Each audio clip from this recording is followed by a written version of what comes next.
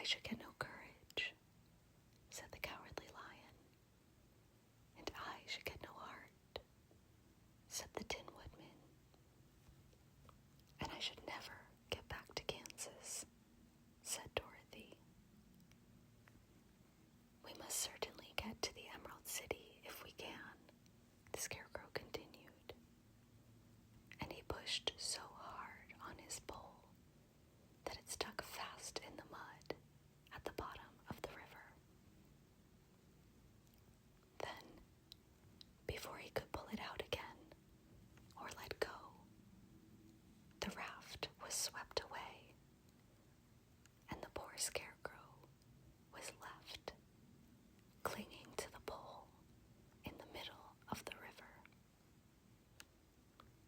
Goodbye, he called after them, and they were very sorry to leave him. Indeed, the Tin Woodman began to cry, but fortunately remembered that he might rust, and so dried his tears on Dorothy's apron. Of course, this was a bad thing for the Scarecrow. I am now worse off than when I first met Dorothy, he thought. Then I was stuck on a pole in a cornfield where I could make believe scare the crows at any rate. But surely there is no use for a Scarecrow stuck on a pole in the middle of a river. I am afraid I shall never have any brains after all. Down the stream, the raft floated, and the poor Scarecrow was left far behind. Then the Lion said, "Something must be done to save us. I think I can swim to the shore and pull the raft after me, if you will only hold fast to the tip of my tail." So he sprang into the water, and the Tin Woodman caught fast hold of his tail. Then the Lion began to swim with all his might toward the shore. It was hard work, although he was so big. But by and by, they were drawn out of the current. And then Dorothy took the Tin Woodman's long pole and helped push the raft to the land. They were all tired out when they reached the shore at last and stepped off upon the pretty green grass. And they also knew that the stream had carried them a long way past the road of yellow brick that led to the Emerald City. "What shall we do now?" asked the Tin Woodman, as the Lion lay down on the grass to let the sun dry him. "We must get back to the road in some way," said Dorothy. "The best plan will be to walk along the riverbank until we come to the road again," remarked the Lion. So, when they were rested, Dorothy picked up her basket and they started along the grassy bank to the road from which the river had carried them. It was a lovely country, with plenty of flowers and fruit trees and sunshine to cheer them. And had they not felt so sorry for the poor Scarecrow, they could have been very happy. They walked along as fast as they could, Dorothy only stopping once to pick a beautiful flower.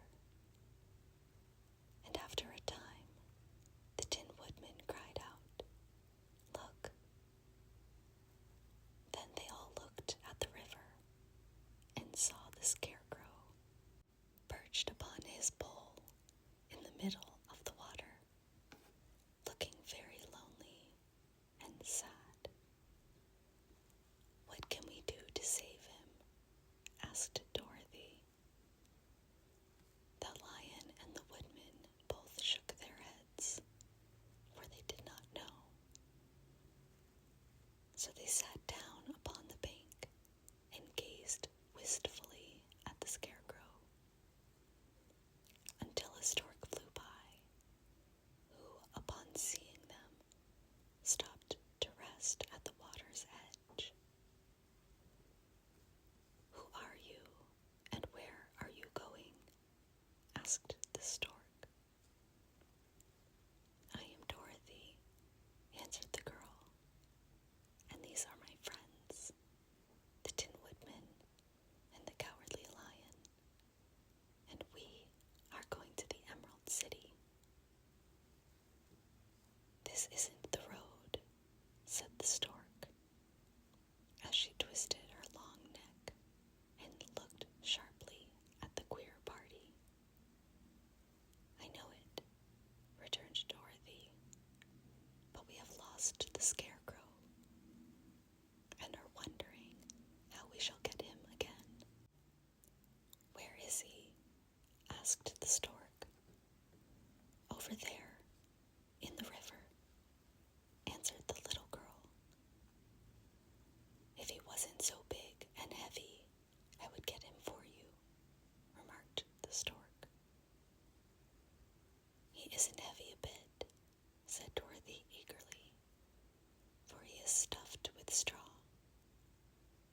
And if you will bring him back to us, we shall thank you ever and ever so much."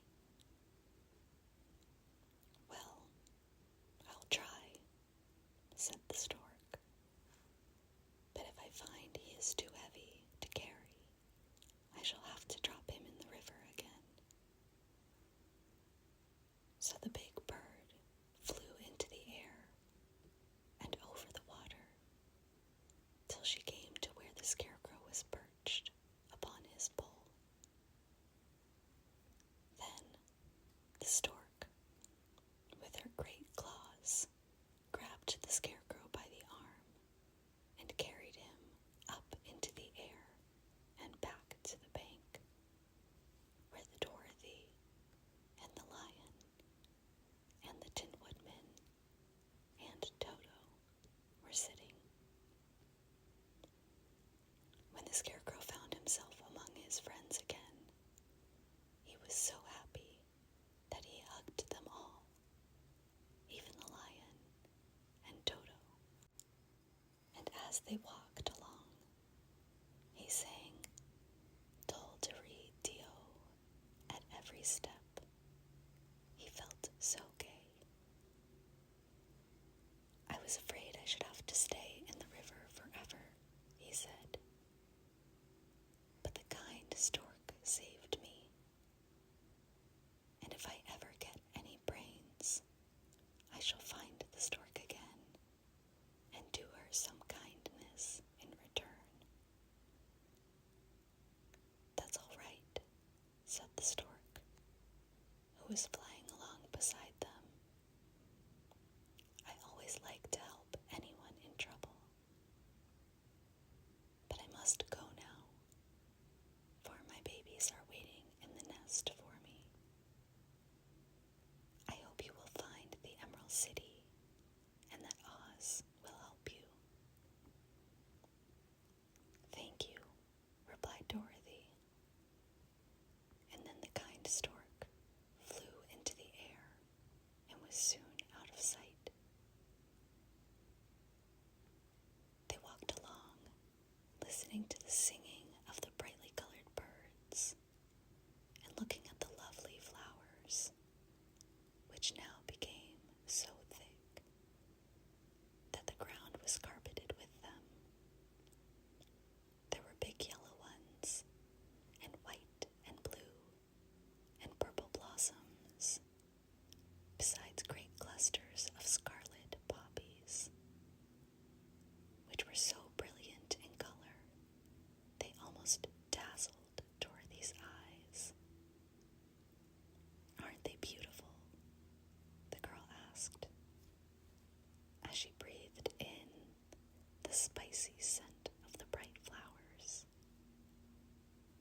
suppose so, answered the Scarecrow.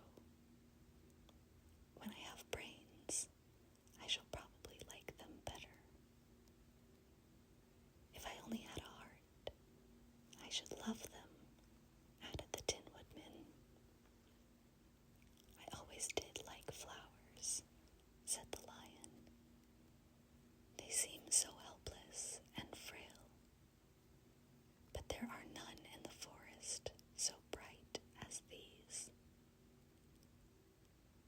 They now came upon more and more of the big scarlet poppies, and fewer of the other flowers.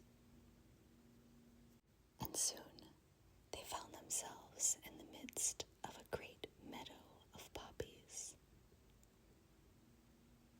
Now it is well known that when there are many of these flowers together, their odor is so powerful that anyone who breathes it falls asleep. And if the sleeper is not carried away from the scent of the flowers, he sleeps on and on forever. But Dorothy did not know this, nor could she get away from the bright red flowers that were everywhere about. So presently her eyes grew heavy, and she felt she must sit down to rest and to sleep. But the Tin Woodman would not let her do this.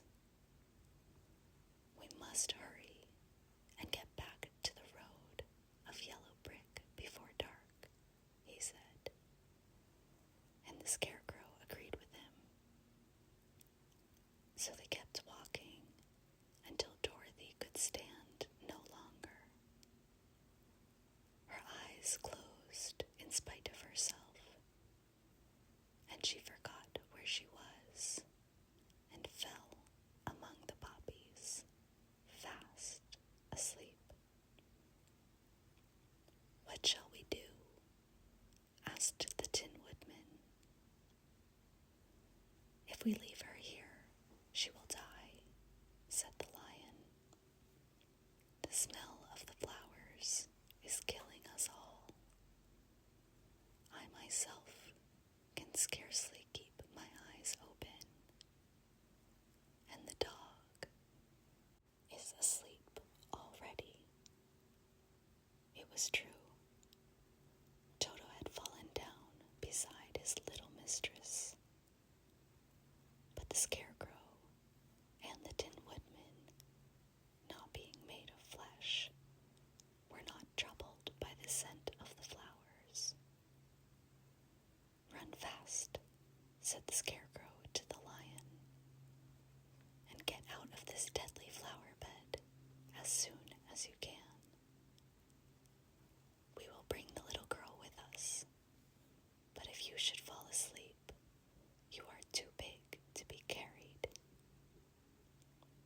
So the Lion aroused himself and bounded forward as fast as he could go. In a moment, he was out of sight. Let us make a chair with our hands and carry her, said the Scarecrow.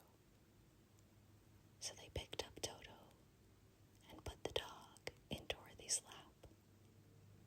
And then they made a chair with their hands for the seat and their arms for the arms, and carried the sleeping girl between them through the flowers. On and on they walked, and it seemed that the great carpet of deadly flowers that surrounded them would never end.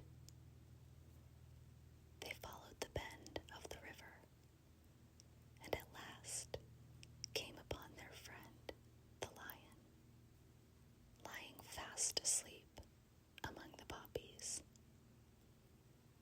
The flowers had been too strong for the huge beast, and he had given up at last.